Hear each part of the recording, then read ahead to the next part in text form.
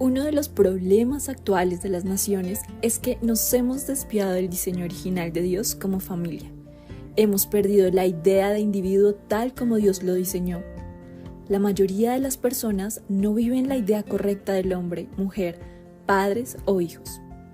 Por consiguiente, si el fundamento de la nación es derribado, es decir, el conocimiento de Dios y la práctica de su palabra, sus principios y la edificación de la familia, entonces estamos condenados a llegar a la anarquía o a la tiranía, provocando ceguera de la conciencia en cada miembro de la nación, tal como lo dice la Biblia en Oseas 4:6. Mi pueblo es destruido por falta de conocimiento. No solo para Oseas, sino también para nosotros como iglesias, es latente y nos percatamos de que la falta del conocimiento de Dios y sus principios llevan a las naciones a desviarse de la libertad divina que Dios le diseñó. Por lo que el mundo clama a gritos por luz y por una señal, una indicación del camino a seguir para traer el orden de las familias, naciones y generaciones. ¿Cómo hacerlo? La respuesta a todo es Jesucristo, quien es la luz del mundo, quien murió y resucitó por los pecados de todos. Pero, ¿cómo estar dentro de sus preceptos y diseños para la familia? La respuesta la encontramos en Romanos 10, 14 al 17. ¿Cómo pues invocarán a aquel en el cual no han creído? ¿Y cómo creerán en aquel de quien no han oído? ¿Y cómo oirán sin saber quién les predique? ¿Y cómo predicarán si no fueren enviados? Como está escrito: cuán hermosos son los pies de los que anuncian la paz, de los que anuncian buenas nuevas. Mas no todos obedecieron al evangelio. Pues Isaías dice: Señor, ¿quién ha creído a nuestro anuncio? Así que la fe es por el oír, y el oír por la palabra de Dios. La importancia de recibir el evangelio y razonar sus principios guiados por el Espíritu de Dios hace que la verdad de su palabra transforme el corazón y pensamiento del individuo. He aquí la importancia de enseñar las verdades reveladas del evangelio de nuestro Señor Jesucristo, en otras palabras, toda la Biblia. Este libro es una herramienta que por providencia de Dios ha llegado a las manos de mi esposa Joana y a las mías, para enseñarnos a razonar y relacionar en nuestras vidas los principios que Dios ha establecido para nuestra familia. La crianza de nuestros hijos Juan, Jerónimo y Noé nos muestra lo que Dios espera de nosotros como padres y nos advierte lo que no debemos hacer. A lo largo de los capítulos de este libro, se aprende de forma práctica a cómo aplicar cada principio como individuos en nuestra nación y el transmitirlo a las siguientes generaciones para así entender el diseño que Dios hizo entre el hombre y la mujer dentro del matrimonio y en la familia, el cual es diferente y complementario y es una representación de la comunión de Cristo con su iglesia. Te invitamos a leer este libro, pues enriquecerá tu corazón y el de tu familia. Recuerda razonar y relacionar cada versículo bíblico aquí mencionado junto con los principios que se enseñan. De acuerdo con tu compromiso y disciplina de seguir y desarrollar la guía de estudios, tu cosmovisión no volverá a ser igual. Felicitamos a Oscar y a su familia por disponerse a servir al Señor y ser sensibles al llamado que Dios les hizo para enseñar y traer la libertad de Cristo a familias, naciones y generaciones. Escrito por Familia Hernández Aguasaco, Javier y Joana e hijos.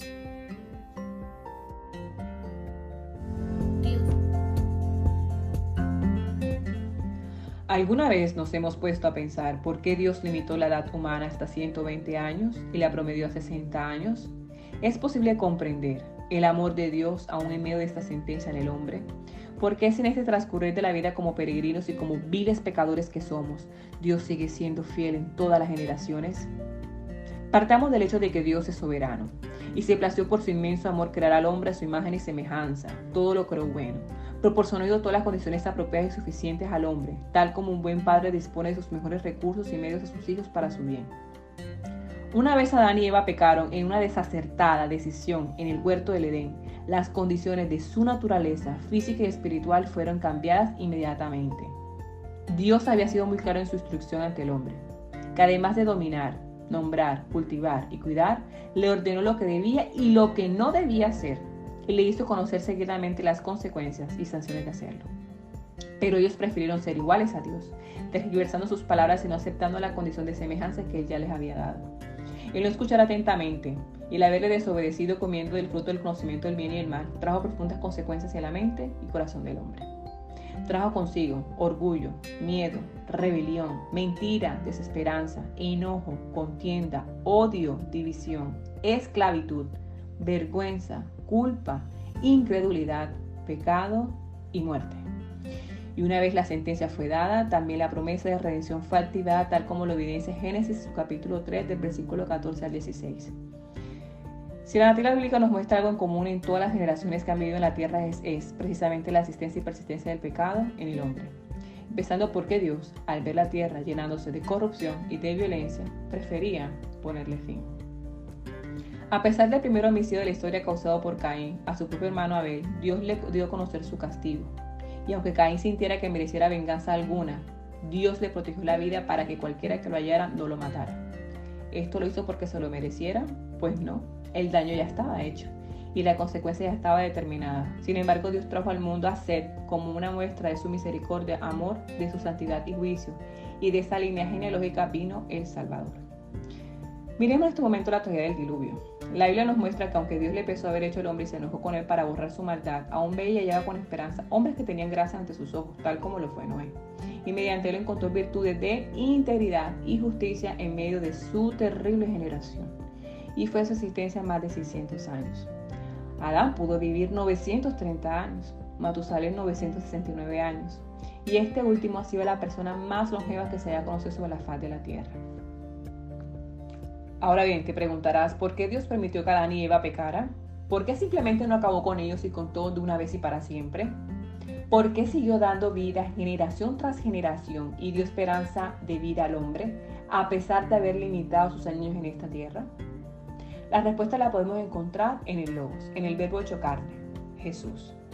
Dios es el mayor interesado en que el hombre no contienda con él eternamente a raíz de su pecado y carnalidad. Ese Adán y esa Eva ha podido ser tú o yo. Alguno de nosotros ha podido haber cometido el mismo pecado y haber recibido la misma vara de Dios. La limitación de la edad solo es una oportunidad de que el hombre en cada época de su vida le conozca, le ame, le obedezca, le adore, le alabe, le glorifique y le exalte. Y mediante Jesús, que en la revelación de su palabra, el hombre puede encontrar un modelo de esperanza, justicia, fe, humildad, sumisión, amor, unidad, libertad, perdón, paz, seguridad, obediencia, victoria, rectitud y vida eterna.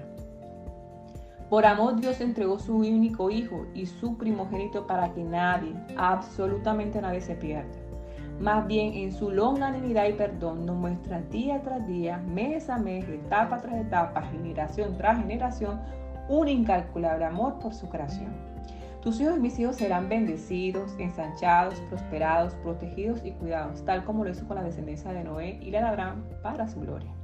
Esta consagración parte del cuidado de Dios en su creación desde antes que fuésemos formados y concebidos en el vientre de nuestras madres, porque ya estábamos en la mente de Dios y no iba a haber imposición alguna ante su vehemente voluntad. Este mismo cuidado y bendición lo podemos ver en el engendramiento, concepción y embarazo, en el amamantamiento, en el destete, en la niñez de infancia y en la niñez de instrucción, en la juventud, adultez y en la vejez del hombre. Si Dios lo ha hecho antes, lo hace continuamente con nosotros, siendo un Padre amoroso y perdonador, porque tú y yo, siendo padres pecadores y diciendo que confesamos a Jesús como nuestro único Salvador, no asumimos el mismo rol de bendición sobre nuestros hijos y le hablamos la única verdad. ¿Quieres realmente ver que sus mentes sean renovadas y tengan plenitud en Él en cada área de sus vidas? Pues sencillo. Permite que Jesús reine en sus vidas y sean transformados por el poder de su palabra.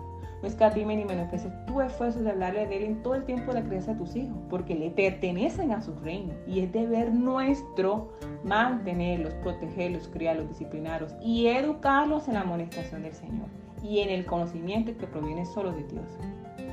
Si le amas, apacienta a tus hijos. Si le amas, pastorea el rebaño de tus hijos. Si verdaderamente le amas, apacienta las ovejas del Señor. ¿O acaso el límite de nuestra edad y de nuestros miedos va a detener el propósito de Dios en ellos? Pues no. Solo mediante el amor en Cristo que nos impulsa anunciaremos a toda persona, a cada rincón y lengua del mundo, de los atributos de su amor y verdad.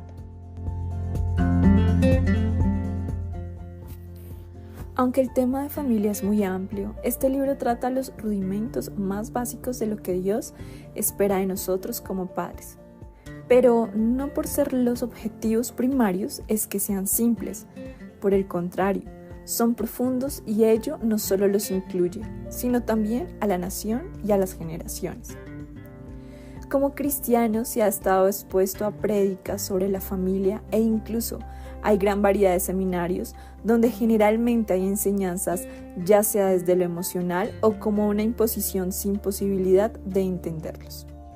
En este libro, Oscar Quiroga no solo expone la verdad respecto a lo que la familia debe vivir cristianamente, sino que lo hace desde el pensamiento cristiano, presentando cada capítulo con la forma de ponerlo en práctica de una manera fácil y alcanzable para los padres. Sin importar si lleven muchos años como cristianos o que recientemente se hayan decidido por la bendición de ahora tener a Jesucristo como su Señor y Salvador, entre otros se encuentran respuestas a los siguientes temas.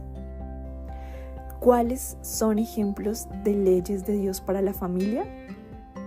Si la familia es la base de la nación, ¿cuál es la base de la familia y cómo debe ser? ¿Qué dice Dios de lo que deben y no deben hacer los padres?